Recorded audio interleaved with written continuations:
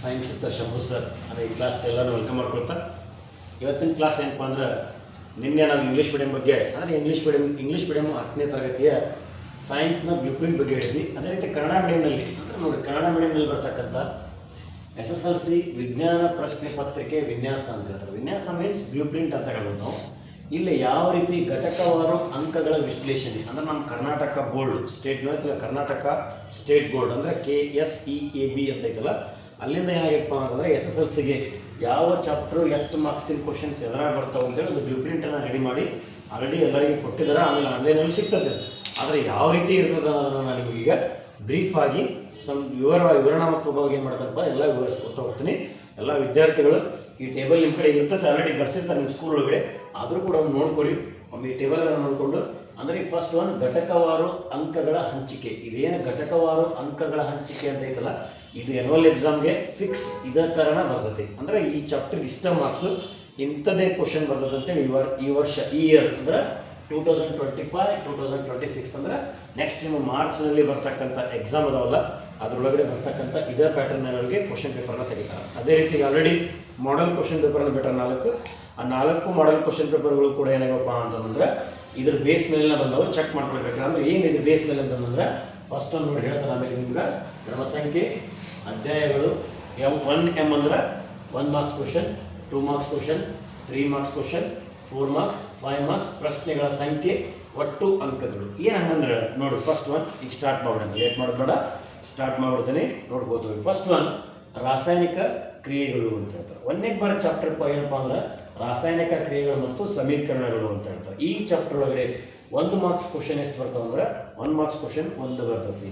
2 ಮಾರ್ಕ್ಸಿನ question ಬರೋದಿಲ್ಲ. ಇಲ್ಲಿ dash ಅಂತ ಹಾಕಿದ್ರೆ ಡ್ಯಾಶ್ ಅಂತ ಇದ್ರೆ ಆ ಸಂಖ್ಯೆಯ ಪ್ರಶ್ನೆಗಳು ಬರೋದಿಲ್ಲ ಅಂತ ಅರ್ಥ. ಆ ಚಾಪ್ಟರ್ ಒಳಗಡೆ ಇದ್ರಾಗ 1 ಮಾರ್ಕ್ಸ್ ಕ್ವಶನ್ ಬರ್ತೈತಿ, 2 ಮಾರ್ಕ್ಸಿಂದ ಬರೋದಿಲ್ಲ, 3 ಮಾರ್ಕ್ಸಿಂದ ಒಂದು ಕ್ವಶನ್ ಬರ್ತೈತಿ, 4 ಮಾರ್ಕ್ಸಿಂದ ಬರೋದಿಲ್ಲ, 5 ಮಾರ್ಕ್ಸಿಂದ ಬರೋಲ್ಲ. ನಂಬರ್ ಆಫ್ ಕ್ವಶನ್ಸ್ ಇಲ್ಲ ಇಲ್ಲಿ 1, 2 ನಂಬರ್ ಆಫ್ ಕ್ವಶನ್ಸ್ ಅಂದ್ರೆ ಪ್ರಶ್ನೆಗಳ ಸಂಖ್ಯೆ 2 ಎಷ್ಟು ಮಾರ್ಕ್ಸಿಗೆ ಬರ್ತಪ್ಪ ಅಂದ್ರೆ 3 ಮಾರ್ಕ್ಸಿನ ಒಂದು ಅಂದ್ರೆ 3 ಮಾರ್ಕ್ಸ್, 1 ಮಾರ್ಕ್ಸಿನ ಒಂದು ಅಂದ್ರೆ 3 + 1 ಎಷ್ಟು ಅಂದ್ರೆ 4 ಮಾರ್ಕ್ಸ್. ಈ ರೀತಿ ಅಂಕಗಳನ್ನು ಏನು ಮಾಡ್ಬೋದಪ್ಪ ಅಂತಂದ್ರೆ ಡಿವೈಡ್ ಮಾಡಿಕೊಟ್ಟಿರ್ತಾರೆ. ಹಾಗಾದ್ರೆ ಈಗ 1ನೇ ಲೆಸನ್ಗೆ ನಿಮಗೆ ರಾಸಾಯನಿಕ ಕ್ರಿಯೆಗಳು ಮತ್ತು ಸಮೀಕರಣ ಒಳಗಡೆ ಎಷ್ಟು ಮಾರ್ಕ್ಸ್ ಬರ್ತದಪ್ಪ ಅಂತಂದ್ರೆ 4 ಮಾರ್ಕ್ಸ್ ಬರ್ತೈತಿ ಅಂತ ಹೇಳ್ಬೋದು. ಗೊತ್ತಾದಲ್ಲ. ಸೊ ನೆಕ್ಸ್ಟ್ ಒನ್ ಏನಪ್ಪ ಅಂತಂದ್ರೆ ಸೆಕೆಂಡ್ ಲೆಸನ್ ನೋಡ್ರಿ. 2ನೇ ಅಧ್ಯಾಯ ಯಾವ್ದಪ್ಪ ಅಂದ್ರೆ ಆಮ್ಲಗಳು, ಪ್ರತ್ಯಾಮ್ಲಗಳು ಮತ್ತು ಲವಣಗಳು ಅಂತ ಹೇಳ್ತಾರೆ. ಏನಿಲ್ಲ ಇಲ್ಲಿ 1 ಮಾರ್ಕ್ಸಿನ ಕ್ವಶನ್ 1 ಬರ್ತೈತಿ, 2 ಮಾರ್ಕ್ಸಿನ ಕ್ವಶನ್ 1 ಬರ್ತೈತಿ, 3 ಮಾರ್ಕ್ಸಿನ ಕ್ವಶನ್ 1 ಬರ್ತೈತಿ. ಟೋಟಲ್ ನಂಬರ್ ಆಫ್ ಕ್ವಶನ್ಸ್ ಎಷ್ಟಂದ್ರೆ 3. ಆಮೇಲೆ ಮಾರ್ಕ್ಸ್ ಎಷ್ಟಪ್ಪ ಅಂತಂದ್ರೆ 3 ಮಾರ್ಕ್ಸಿನ ಒಂದು, 2 ಮಾರ್ಕ್ಸಿನ ಒಂದು, 5 ಮಾರ್ಕ್ಸ್, ಇಲ್ಲೊಂದು 1, ಟೋಟಲ್ 6 ಮಾರ್ಕ್ಸಿಗೆ ಬರ್ತೈತಿ. ನೋಡ್ರಿ 2ನೇ ಚಾಪ್ಟರ್ ನಿಮಗೆ 6 ಮಾರ್ಕ್ಸಿಗೆ ಬರ್ತೈತಿ. ಆಮ್ಲಗಳು ಪ್ರತ್ಯಾಮ್ಲಗಳು ಅನ್ನೋ ಚಾಪ್ಟರ್. ನೆಕ್ಸ್ಟ್ ನೀವು ಯಾಕೆ ಹೇಳತ್ತ ಅಂದ್ರೆ ನಿಮಗೆ 4 ಮಾಡಲ್ ಕ್ವಶನ್ ಪೇಪರ್ ಬಿಟ್ರ ಅಂತ ಹೇಳಿದ ಬೋರ್ಡಿಂದ ಅದ್ರೊಳಗಡೆ ಚೆಕ್ ಮಾಡಿರ್ಬೇಕಾದ್ರೆ ನೀವು ಫಸ್ಟ್ ಲೆಸನ್ನಾಗ 1 ಮಾರ್ಕ್ಸಿನ ಒಂದು ಇರ್ತೈತಿ, ಸೆಕೆಂಡ್ ಲೆಸನ್ ಒಳಗಡೆ 3 ಮಾರ್ಕ್ಸಿನ ಒಂದು ಕ್ವಶನ್ ಬಂದೇ ಬರ್ತೈತಿ, ಬರಲೇಬೇಕು. ಅದು ಯಾವುದಪ್ಪ ಅಂತಂದ್ರೆ ಲವಣಗಳು ಅಂತ ಹೇಳ್ತಾರಲ್ಲ, ಏನಪ್ಪ ಅಂದರೆ ಕೆಮಿಕಲ್ಸ್ ಫ್ರಮ್ ಕಾಮನ್ ಸಾಲ್ಟ್ ಅಂತ ಹೇಳ್ತಾರೆ. ಅಂದ್ರೆ ಲವಣಗಳಿಂದ ರಾಸಾಯನಿಕಗಳನ್ನು ತಯಾರಿಸ್ತಕ್ಕಂಥದ್ದನ್ನು ಭಾಳ ಕೇಳ್ತಾರೆ. ಇಲ್ಲಿ ಇವು ಯಾವ 3 ಮಾರ್ಕ್ಸಿನ ಕ್ವಶನ್ ಇದ್ರಾಗ ಯಾವ್ದು ಕೇಳ್ಬೋದಪ್ಪ ಅಂದ್ರೆ ಇಕ್ವೇಷನ್ ಅಂದ್ರೆ ಸಮೀಕರಣಗಳ ಸರಿದೂಗಿಸುವಿಕೆ ಮೇಲೇ ಕೇಳ್ಬೋದು. ಹಂಗೆ 3 ಮಾರ್ಕ್ಸಿನ ಇದ್ರಾಗ ಕೇಳ್ತಾರೆ, ಇದ್ರಾಗ ಇದನ್ನ ಕೇಳ್ಬೋದು ಅಂತೇಳಿ ನಾವು 4 ಕ್ವಶನ್ ಪೇಪರ್ಗಳನ್ನು ಟ್ಯಾಲಿ ಮಾಡಿದಾಗ ಅಷ್ಟು ನೋಡಿದಾಗ ಗೊತ್ತಾಗ್ತೈತಿ ಅದು ಯಾವ ಕ್ವಶನ್ಗಳನ್ನು ಕೇಳ್ತಾರೆ ಅನ್ನೋದನ್ನು ನಿಮಗೆ ಮತ್ತೆ ಹಂತವಾಗಿ ಒಂದೊಂದನ್ನು ಹೇಳ್ತಾ ಹೋಗ್ತಾರಂತ. ನೆಕ್ಸ್ಟ್ ಥರ್ಡ್ ಲೆಸನಿಗೆ ಬರೀಗ ಲೋಹಗಳು ಮತ್ತು ಅಲೋಹಗಳು. ಇಲ್ಲಿ ಐತೆ ನೋಡಿ ಯಾವ ಎಷ್ಟು ಮಾರ್ಕ್ಸಿಗೆ ಅಂತ ಬರ್ದ. ನಾನು ಇಲ್ಲೇ ಈಗ ಹೇಳಿದ್ದೀನಿ 1 ಮಾರ್ಕ್ಸಿನ 2, 2 ಮಾರ್ಕ್ಸಿನ 1, 3 ಮಾರ್ಕ್ಸಿನ 1. ನಾನು ಈಗ ಜಸ್ಟ್ ಇವನ್ನಷ್ಟು ಹೇಳ್ತೀನಿ, ನಿಮಗೆ ಇವೆಲ್ಲ ಅರ್ಥ ಆಗಿದವು ಅಂತ ಅಂದ್ಕೊಳ್ತೀನಿ. ಮುಂದೆ ನೋಡಿ ಈಗ ಪ್ರಶ್ನೆ ಸಂಖ್ಯೆ 4. ಇದ್ರಾಗ 4 ಪ್ರಶ್ನೆಗಳು ಬರ್ತಾವೆ. ಮಾರ್ಕ್ಸ್ ಎಷ್ಟಪ್ಪ ಅಂದ್ರೆ 7 ಮಾರ್ಕ್ಸಿಗೆ ಬರ್ತದೆ. ನೋಡ್ರಿ ಲೋಹಗಳು ಅಲೋಹಗಳು ನಿಮಗೆ 7 ಮಾರ್ಕ್ಸಿಗೆ ಬರ್ತೈತಿ. ನೆಕ್ಸ್ಟ್ ಒಂದು ಸೇಮ್ ಕಾರ್ಬನ್ ಮತ್ತು ಅದರ ಸಂಯುಕ್ತಗಳು, ಪ್ರಶ್ನೆಗಳ ಸಂಖ್ಯೆ 4, ಆಮೇಲೆ 8 ಮಾರ್ಕ್ಸ್ ಬರ್ತದೆ. ನೋಡ್ರಿ ಯಾವುದಂದ್ರೆ ಇದ್ರ 4 ಮಾರ್ಕ್ಸ್ ಒಂದು ಕ್ವಶನ್ ಐತಿ, ಭಾಳ ಇಂಪಾರ್ಟೆಂಟ್ ನೋಡ್ರಿ. ಯಾವುದಂದ್ರೆ ಕಾರ್ಬನ್ ಮತ್ತು ಅದರ ಸಂಯುಕ್ತ. ಇದ್ರಾಗ 4 ಮಾರ್ಕ್ಸಿಗೆ ಕೇಳ್ತಕ್ಕಂಥ ಪ್ರಶ್ನೆ ಯಾವುದಪ್ಪ ಅಂತಂದ್ರೆ ಫಂಕ್ಷನಲ್ ಗ್ರೂಪ್ಸ್ ಅಂದ್ರೆ ಕ್ರಿಯಾ ಗುಂಪುಗಳು ಅಂತ ಕರೀತಾರೆ. ಅರ್ಥ ಆಯ್ತಲ್ಲ. ಮತ್ತೆ ಇನ್ನೊಂದು ಬರ್ತೈತಿ ಪರ್ಯಾಪ್ತ ಮತ್ತು ಅಪರ್ಯಾಪ್ತ ಕಾರ್ಬನ್ ಕಂಪೌಂಡ್ಗಳ ವ್ಯತ್ಯಾಸ. ಅವನ್ನೆರಡೂ ಕೇಳ್ತಾರ. ಇಲ್ಲ ಅದರೊಳಗೆ ಭಾಳ ಇಂಪಾರ್ಟೆಂಟ್ ಅಂತಂದ್ರೆ ಕ್ರಿಯಾ ಗುಂಪುಗಳ ಬಗ್ಗೆ ನೀವು ನೋಡ್ಕೋಬೇಕಾಗ್ತತಿ. ಇದು ಕಾರ್ಬನ್ ಮತ್ತು ಅದರ ಸಂಯುಕ್ತದೊಳಗಡೆ 4 ಪ್ರಶ್ನೆ ಬರ್ತಾವೆ, 8 ಮಾರ್ಕ್ಸ್ ಬರ್ತೈತಿ. ಇದು ಕೂಡ ಜಾಸ್ತಿ ಮಾರ್ಕ್ಸ್ ಇದೆ ನೋಡಿ. ಟೋಟಲ್ ಇಲ್ಲಿಗೆ ಕೆಮಿಸ್ಟ್ರಿ ಪಾರ್ಟ್ ಮುಗಿದು ನೋಡ್ರಿ. ಕೆಮಿಸ್ಟ್ರಿ ಪಾರ್ಟ್ ಇಲ್ಲಿ ಮುಗಿದಲ್ಲ, ಈ ಕೆಮಿಸ್ಟ್ರಿ ಪಾರ್ಟಿನ ಟೋಟಲ್ ಏನಿಸ್ರಿ ನಿಮ್ಮ ಮೊನ್ನೆ ಕ್ಲಾಸ್ ಹಿಂದಿನ ತರಗತಿಯಲ್ಲಿ ಹೇಳಿದೆ ನಿಮ್ಗೆ ಕೆಮಿಸ್ಟ್ರಿ ಪಾರ್ಟ್ಗೆ 25 ಮಾರ್ಕ್ಸ್ ಬರ್ತದೆ ಅಂತೀರಿ. ಒಟ್ಟು ಟೋಟಲ್ 4 ಚಾಪ್ಟರ್ ಅದ ಕೆಮಿಸ್ಟ್ರಿ ಅಂದ್ರೆ ರಸಾಯನಶಾಸ್ತ್ರದೊಳಗಡೆ 4 ಪಾಠಗಳು ಬರ್ತಾವೆ. Serial number 1 to 4 ಇರೋವು. ಅದರ ಟೋಟಲ್ ಮಾರ್ಕ್ಸ್ 25 ಬರ್ತಾವೆ ಅಂತ ಹೇಳಿದ್ದೆ. ಕೌಂಟ್ ಮಾಡಿರಿ 6 4 10 10 1 17 17 1 8 25 ಟೋಟಲ್ 25 ಮಾರ್ಕ್ಸ್ ನಿಮಗೆ ರಸಾಯನಶಾಸ್ತ್ರದಲ್ಲಿ ಬರ್ತಾವೆ ಅಂತ ಹೇಳ್ಬೋದು. ನೆಕ್ಸ್ಟ್ ಬರೋದು ಯಾವುದಪ್ಪ ಅಂತಂದ್ರೆ ಜೀವಕ್ರಿಯೆಗಳು. ನೆಕ್ಸ್ಟ್ ಚಾಪ್ಟರ್ ಯಾವುದಂದ್ರೆ ಜೀವಕ್ರಿಯೆಗಳು. ಇದು ಬಯಾಲಜಿ ಜೀವಶಾಸ್ತ್ರಕ್ಕೆ ಸಂಬಂಧಪಟ್ಟಿದ್ದೈತಿ. ಇಲ್ಲೂ ಕೂಡ 1 ಮಾರ್ಕ್ಸಿನ 2 ಬರ್ತಾವೆ, 2 ಮಾರ್ಕ್ಸಿನ 1 ಬರ್ತೈತಿ. ಸೇಮ್ ಒಂದು ನಂಬರ್ ನೋಡ್ಕೊಳ್ಳಿ ನೀವು. ಇವೆಲ್ಲ ಟೋಟಲ್ ಎಷ್ಟೈತಂದ್ರೆ ನಂಬರ್ ಆಫ್ ಕ್ವಶನ್ಸ್ 4 ಮಾರ್ಕ್ಸ್ 8 ಜೀವಕ್ರಿಯೆಗಳೊಳಗಡೆ. ನೆಕ್ಸ್ಟ್ ಒನ್ ನಿಯಂತ್ರಣ ಮತ್ತು ಸಹಭಾಗಿತ್ವದೊಳಗೂ ಕೂಡ ಇಲ್ಲ ನಂಬರ್ಸ್ ನೋಡ್ಕೊಳ್ಳಿ ಅಂತ ಹೇಳಿ ನಾನು ನಿಮ್ಗೆ 3 ಮಾರ್ಕ್ಸಿನ 1 2 ಮಾರ್ಕ್ಸಿನ 1 1 ಮಾರ್ಕ್ಸಿನ 1 total number of questions 3 marks ಎಷ್ಟಪ್ಪ ಅಂದ್ರೆ 6 ಅಂತ ಹೇಳ್ಬೋದು. ಸಂತಾನೋತ್ಪತ್ತಿ ಅಂದ್ರೆ ಸಸ್ಯಗಳು ಜೀವಿಗಳು ಹೇಗೆ ಸಂತಾನೋತ್ಪತ್ತಿಯನ್ನು ನಡೆಸ್ತಾವ ಅಂತ ಒಂದು ಚಾಪ್ಟರ್ ಐತಲ್ಲ, ಆ ಚಾಪ್ಟರ್ ಮೇಲೆ ಇದ್ರಾಗ 5 ಮಾರ್ಕ್ಸಿನ ಕ್ವಶನ್ ಐತೆ ನೋಡ್ರಿ. ಇದರೊಳಗಡೆ ನಿಮಗೆ 10th ಎಕ್ಸಾಮ್ ಮುಗಿಸೋವರೆಗೂ ಈಗೇನು ಪ್ರಿಪ್ರೇಟರಿ ಬರ್ತಾವಲ್ಲ, ಜನವರಿಯಿಂದ ಪೂರ್ವ ಸಿದ್ಧತಾ ಪರೀಕ್ಷೆಗಳು ಬರ್ತಾವಲ್ಲ ರಾಜ್ಯ ಮಟ್ಟದ್ದು 3 ಮಾಡ್ತಾರೆ ಜನವರಿ ಒಳಗಡೆ. ಹಿಂದೆ ಹೇಳಿದೆ ನಾನು, ಅವೆಲ್ಲ ಕ್ವಶನ್ ಪೇಪರ್ ಆಯಿತು. ಮತ್ತು 4 ಮಾಡಲ್ ಕ್ವಶನ್ ಪೇಪರನ್ನು ಬಿಟ್ಟರಲ್ಲ, ಅವನ್ನೆಲ್ಲ ಚೆಕ್ ಮಾಡಿರಿ. ನಿಮಗೆ ಏನಾದರೂ 5 ಮಾರ್ಕ್ಸಿನ ಒಂದು ಕ್ವಶನ್ ಇರ್ತೈತಿ. 5 ಮಾರ್ಕ್ಸಿನ ಕ್ವಶನ್ ಯಾವುದಾದ್ರು ಚಾಪ್ಟರ್ನಾಗ ಬರ್ತದಪ್ಪ ಅಂತಂದ್ರೆ ಅದು ಈ ಹೌ ಡು ಆರ್ಗನಿಸಮ್ ರೀಪ್ರೊಡ್ಯೂಸ್ ಅಂದ್ರೆ ಜೀವಿಗಳು ಹೇಗೆ ಸಂತಾನೋತ್ಪತ್ತಿಯನ್ನು ನಡೆಸ್ತಾವ ಅನ್ನೋ ಚಾಪ್ಟರ್ ಮೇಲೇನೆ ಬರ್ತೈತಿ. 5 ಮಾರ್ಕ್ಸ್ ಆರಾಮಾಗಿ ತಗೋಬೋದು. ಯಾವ ಪ್ರಶ್ನೆ ಅಂತೇಳಿ ರಿಪೀಟ್ ಆಗಿದ್ವನ್ನ ಅವು ಯಾವ ಅನ್ನೋದನ್ನು ನಿಮ್ಗೆ ಇಲ್ಲಿ 2 ನೋಡ್ರಿ, 3 ಮಾರ್ಕ್ಸ್ 4 ಮಾರ್ಕ್ಸ್ 5 ಮಾರ್ಕ್ಸ್ ಅಂದ್ರೆ ಏನೇ ಹೇಳ್ತಾ ನೋಡ್ರಿ. ನಿಮಗೆ ಟೋಟಲ್ 13 ಲೆಸನ್ ಅದಾವಲ್ಲ, ಈ ನೀಲಿ ನಕ್ಷೆ ಪ್ರಕಾರ ಅಂದ್ರೆ ಈ ವಿನ್ಯಾಸದ ಪ್ರಕಾರ ನಿಮ್ಗೆ ಏನಪ್ಪಾ ಅಂತಂದ್ರೆ 3 ಮಾರ್ಕ್ಸ್ ಯಾವ ಬರ್ತಾವೆ, 4 ಮಾರ್ಕ್ಸ್ ಯಾವ ಬರ್ತಾವೆ, 5 ಮಾರ್ಕ್ಸಿನ ಪ್ರಶ್ನೆಗಳು ಯಾವ ಕೇಳ್ತಾ ಅನ್ನೋದನ್ನ ಒಂದು ಲಿಸ್ಟ್ ಮಾಡಿ ಅದನ್ನ ಒಂದು ತರಗತಿ ಒಳಗಡೆ ಮತ್ತೆ ಬರೆಸ್ತಾನಂತ. ಈಗ ಇಲ್ಲಿ ಆಯಿತು ಟೋಟಲ್ ನಂಬರ್ ಆಫ್ ಕ್ವಶನ್ಸ್ ನೋಡ್ರಿ. ಇಲ್ಲಿ 2 ಇಲ್ಲೊಂದು 3 ಪ್ರಶ್ನೆ 7 ಮಾರ್ಕ್ಸ್. ಇದು ಯಾವ ಚಾಪ್ಟರ್ನಾಗ ಅಂತಂದ್ರೆ ಸಂತಾನೋತ್ಪತ್ತಿ ಚಾಪ್ಟರ್ನಾಗ. ಆಮೇಲೆ ಇಲ್ಲಿ 1 ಮಾರ್ಕ್ಸಿನ ಕ್ವಶನ್ ಅದಾವ. ಆಮೇಲೆ ಅದ್ರ ಬಗ್ಗೆ ಅನುವಂಶೀಯತೆ ಹೆರಿಡಿಟಿ ಅಂತ ಹೇಳ್ತಾರೆ. ಇಲ್ಲಿ number of questions 2 total marks 4. Next ಒಂದು ಅನುವಂಶೀಯತೆ ಮುಗಿದ್ಮೇಲೆ ಇದು ಬಯಾಲಜಿ ಚಾಪ್ಟರ್ ಮುಗಿದು ನೋಡ್ರಿ. ಜೀವಕ್ರಿಯೆಗಳು, ನಿಯಂತ್ರಣ ಮತ್ತು ಸಹಭಾಗಿತ್ವ, ಸಂತಾನೋತ್ಪತ್ತಿ, ಅನುವಂಶೀಯತೆ. ಇಲ್ಲೊಂದೈತೆ ನೋಡ್ರಿ ನಮ್ಮ ಪರಿಸರ. ಇದೊಂದು ಬಯಾಲಜಿ ಬರ್ತೈತಿ. ಇದರೊಳಗಡೆ 3 ಮಾರ್ಕ್ಸಿನ ಒಂದು ಪ್ರಶ್ನೆ ಐತಿ. ಯಾವುದಾದ್ರೂ ನಿಮ್ಗೆ ಕೇಳೋ ಸಾಧ್ಯತೆ ಇರತಕ್ಕಂಥ ಕ್ವಶನ್ ಯಾವುದಪ್ಪ ಅಂತಂದ್ರೆ ಓಝೋನ್ ಲೇಯರ್ ಅಂದ್ರೆ ಓಝೋನ್ನ ಪದರ ಹೇಗೆ ರೆಡಿ ಆಗ್ತೈತಿ, ಆಮೇಲೆ ಓಝೋನ್ಗೆ ಡಿಗ್ರೀಸ್ ಆಗಕ್ಕದ್ದು ಮಟ್ಟ ಕಡಿಮೆ ಆಗಲಿಕ್ಕೆ ಕಾರಣ ಏನನ್ನೋದ್ರ ಬಗ್ಗೆ ಭಾಳ ಸಲ ಕೇಳಿದಾರೆ. ಆಮೇಲೆ ಆಹಾರ ಸರಪಳಿ ಬಗ್ಗೆ ಬರ್ತೈತಿ. ಯಾವ ಅನ್ನೋದನ್ನ ನೆಕ್ಸ್ಟ್ ಹೇಳ್ತಾನಂತ. ಟೋಟಲ್ ನೋಡ್ರಿ, ಈಗ ಇಲ್ಲೇ 4 ಚಾಪ್ಟರ್, ಇದೊಂದು ಟೋಟಲ್ ಬಯಾಲಜಿ ಚಾಪ್ಟರ್ 5 ಅದಾವು.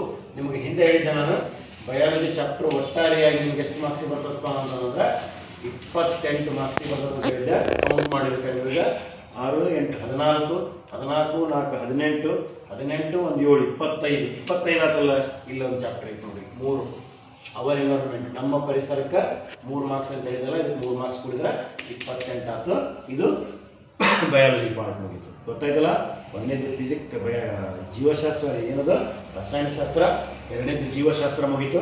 ಲಾಸ್ಟ್ ಬರೋದು ಯಾವಪ್ಪ ಅಂತಂದ್ರೆ ಭೌತಶಾಸ್ತ್ರದೊಳಗಡೆ ಬೆಳಕು ಚಾಪ್ಟರ್ ನೋಡ್ರಿ. 3 ಕ್ವಶನ್ ಅದಾವು, 8 ಮಾರ್ಕ್ಸ್ ಐತಿ ನೋಡ್ರಿ. ಭಾಳ ಇಂಪಾರ್ಟೆಂಟ್. 4 ಮಾರ್ಕ್ಸಿಗೆ ಇಲ್ಲೊಂದು ಕ್ವಶನ್ ಬರ್ತೈತಿ. ಅಂದ್ರೆ ಇಲ್ಲಿ ಏನು ಕೇಳೋದು ಅಂದ್ರೆ ಲೆಕ್ಕನ ಕೇಳ್ತಾರೆ. 100% ನೆನ್ಪಿಟ್ಕೊರಿ. ಪ್ರಾಬ್ಲಮ್ಸ್ ಬರ್ತಾವೆ ನ್ಯೂಮ್ಯಾರಿಕಲ್ಸ್ ಅಂತೇಳಿ. ನೆಕ್ಸ್ಟ್ ಒನ್ ಮಾನವನ ಕಣ್ಣು ಮತ್ತು ವರ್ಣಮಯ ಜಗತ್ತು. ಇಲ್ಲಿ ನಂಬರ್ ಆಫ್ ಕ್ವಶನ್ಸ್ 2 5 ಮಾರ್ಕ್ಸಿಗೆ ಐತಿ. ನೆಕ್ಸ್ಟ್ ಒನ್ ವಿದ್ಯುತ್ ಶಕ್ತಿ 2 ನಂಬರ್ ಆಫ್ ಕ್ವಶನ್ಸ್ ಅಂದ್ರೆ ಪ್ರಶ್ನೆಗಳ ಸಂಖ್ಯೆ 4 ಪ್ರಶ್ನೆ ಕೇಳ್ತಾರೆ. ಇದ್ರಾಗ 8 ಮಾರ್ಕ್ಸಿಗೆ ಐತಿ ನೋಡ್ರಿ. ನೆಕ್ಸ್ಟ್ ಲಾಸ್ಟ್ ಒನ್ ಯಾವಪ್ಪ ಅಂತಂದ್ರೆ ವಿದ್ಯುತ್ ಪ್ರವಾಹ ಮತ್ತು ಅದರ ಪರಿಣಾಮಗಳು ಅಂತ ಚಾಪ್ಟರ್ ಇದೊಂದು. ಆ ಚಾಪ್ಟರ್ ಏನಪ್ಪಾ ಅಂತಂದ್ರೆ 3 ಪ್ರಶ್ನೆ ಓದಿರ್ತೈತಿ, 6 ಮಾರ್ಕ್ಸ್. ಇವನ್ನೆಲ್ಲ ಟೋಟಲ್ ಮಾಡಿ ನೀವು ಇವೆಷ್ಟು ಬರ್ಬೇಕಪ್ಪ ಅಂತಂದ್ರೆ ಫಿಸಿಕ್ಸ್ 27 ಮಾರ್ಕ್ಸಿಗೆ ಬರ್ತಾವಂತೇಳಿ ನಿಮಗೆ ಹಿಂದೆ ಹೇಳಿದ್ದೆ. ಬೇಕಾದ್ರೆ ಕೌಂಟ್ ಮಾಡಿರಿ. 8 8 16 16 1 5 21 21 1 6 27 ಮಾರ್ಕ್ಸ್. ಅರ್ಥ ಆಯ್ತಲ್ಲ. ಇದು ಫಿಸಿಕ್ಸ್ ಪಾರ್ಟ್. ಈಗ ನೋಡ್ರಿ ಕೆಮಿಸ್ಟ್ರಿ ಅಂತಂದ್ರೆ ರಸಾಯನಶಾಸ್ತ್ರ, ಇದು ಬಯಾಲಜಿ ಅಂದ್ರೆ ಜೀವಶಾಸ್ತ್ರ, ಇದು ಫಿಸಿಕ್ಸ್ ಅಂದ್ರೆ ಭೌತಶಾಸ್ತ್ರ. ಕೌಂಟ್ ಮಾಡಿರೋಣ 25 28 27 ಟೋಟಲ್ 80 ಮಾರ್ಕ್ಸ್. ಒಟ್ಟು ಪ್ರಶ್ನೆಗಳ ಸಂಖ್ಯೆ ಕೌಂಟ್ ಮಾಡಿರಿ 38. ನಿಮ್ಮ ಕ್ವಶನ್ ಪೇಪರ್ನಾಗ ಯಾವ್ದಾರ ಕ್ವಶನ್ ಪೇಪರ್ ತಗೋರಿ, ಸೈನ್ಸ್ ಮಾಡಲ್ ಕ್ವಶನ್ ಪೇಪರ್ ತಗೋರಿ, ಯಾವ್ದಾರು ತಗೋರಿ, ಟೋಟಲ್ ನಂಬರ್ ಆಫ್ ಕ್ವಶನ್ಸ್ 38 ಇರ್ತಾವೆ, ಇರಲೇಬೇಕು. ಇದೇ ಏನಪ್ಪಾ ಅಂದ್ರೆ ನಿಮ್ಮ SSLCಗೆ ಬರ್ತಕ್ಕಂತಹ ಕ್ವಶನ್ ಪೇಪರ್ನ ಬ್ಲೂ ಪ್ರಿಂಟ್ ನೀಲನಕ್ಷೆ ಅಂತ ಹೇಳ್ತಾರೆ. ಭಾಳ ಇಂಪಾರ್ಟೆಂಟ್. ಇದ್ರ ಪ್ರಕಾರನ ಓದ್ರಿ. ಇದೇ ರೀತಿನ ಬರ್ತಾವೆ. ಹೆಂಗದ ಇದ್ರ ಪ್ರಕಾರನ ಅಂತಂದ್ರೆ ನೋಡ್ರಿ 1 ಮಾರ್ಕ್ಸ್ ಕ್ವಶನ್ 16 ಇರ್ತಾವೆ ನಿಮ್ಗೆ. ಚೂಸ್ ದ ಕರೆಕ್ಟ್ ಆನ್ಸರ್ ಏನಿರ್ತಾವೆ 1 ಮಾರ್ಕ್ಸ್ 1 ಸೆಂಟೆನ್ಸ್ ಅಂದ್ರೆ ಒಂದು ವಾಕ್ಯದಲ್ಲಿ ಉತ್ತರಿಸಿರಿ ಅಂತಾವು. ನೋಡ್ರಿ 1 ಮಾರ್ಕ್ಸ್ ಕ್ವಶನ್ 16 ಇರ್ತಾವೆ ಅಂತ ಹೇಳಿ ನಿಮ್ಗೆ 16 ಒಳಗಡೆ 8 ಚೂಸ್ ದ ಕರೆಕ್ಟ್ ಆನ್ಸರ್ಸ್ ಇರ್ತಾವೆ. ಇನ್ನು 8 ಏನಪ್ಪ ಅಂದ್ರೆ ಒಂದು ವಾಕ್ಯದಲ್ಲಿ ಉತ್ತರಿಸಿರ್ತಾವೆ ಅಂತ ಹೇಳಿದ್ನಲ್ಲ. ನೋಡ್ರಿ 1 2 3 4 5 6 7 8 9 10 11 12 13 14 15 16 ನೋಡ್ರಿ 16 ಕ್ವಶನ್ ಅಂದ್ರೆ 1 ಮಾರ್ಕ್ಸಿನ 16 ಇರ್ತಾವೆ. ಇವು ಹೆಂಗೆ ಬರ್ತಾವ ಅಂತಂದ್ರೆ ನೆನ್ಪಿಟ್ಕೋರಿ. ಈಗ ಫಾರ್ ಎಕ್ಸಾಂಪಲ್ ಆಮ್ಲಗಳು ಮತ್ತು ಪ್ರತ್ಯಾಮ್ಲಗಳು ಇದರ 1 ಮಾರ್ಕ್ಸಿಂದು ಒಂದು ಕ್ವಶನ್ ಐತಿ ಅಂದ್ರೆ ಇದ್ರಾಗ ಒಂದು ಚೂಸ್ ದ ಕರೆಕ್ಟ್ ಆನ್ಸರ್ ಅದ ಕೇಳ್ತಾರ, ಇಲ್ಲ ಒಂದು ವರ್ಡ್ನಾಗ ಬರೋದನ್ನ ಸೆಂಟೆನ್ಸ್ನಲ್ಲಿ ಬರೆಯೋದನ್ನ ಕೇಳ್ತಾರ. ಆಮೇಲೆ ಇದ್ರಾಗ ನೋಡ್ರಿ ಇಲ್ಲಿ 2 ಅದಾವು ಜೀವ ಕ್ರಿಯೆಗಳೊಳಗಡೆ 2 ಕ್ವಶನ್ ಅದಾವಂದ್ರೆ ಒಂದು ಮಲ್ಟಿಪಲ್ ಚಾಯ್ಸ್ ಕ್ವಶನ್ಸ್ ಅಂದ್ರೆ ಬಹು ಆಯ್ಕೆ ಪ್ರಶ್ನೆಗಳೊಳಗಡೆ ಕೇಳ್ತಾರ, ಒಂದು ಇನ್ನೊಂದು ಎದುರಾಗ ಕೇಳ್ಬೋದಪ್ಪ ಅಂತಂದ್ರೆ ಒಂದು ವ್ಯಾಖ್ಯಾನದಲ್ಲಿ ಉತ್ತರಿಸಿ ಒಳಗಡೆ ಕೇಳ್ಬೋದು. ಅದು ಯಾವ ಅನ್ನೋದನ್ನ ನಾನು ನಿಮಗೆ ಮತ್ತೊಂದು ಮುಂದಿನ ತರಗತಿ ಒಳಗಡೆ ಹೇಳ್ತೇನೆ. ಇದಿಷ್ಟನ್ನು ನೀವೆಲ್ಲರಿಗೂ ಅರ್ಥ ಆಯಿತು ಅಂತ ಅಂದ್ಕೊಳ್ತೀನಿ ವಿದ್ಯಾರ್ಥಿಗಳೇ. ಇಷ್ಟನ್ನು ಸರಿಯಾಗಿ ನೋಡ್ಕೊರಿ.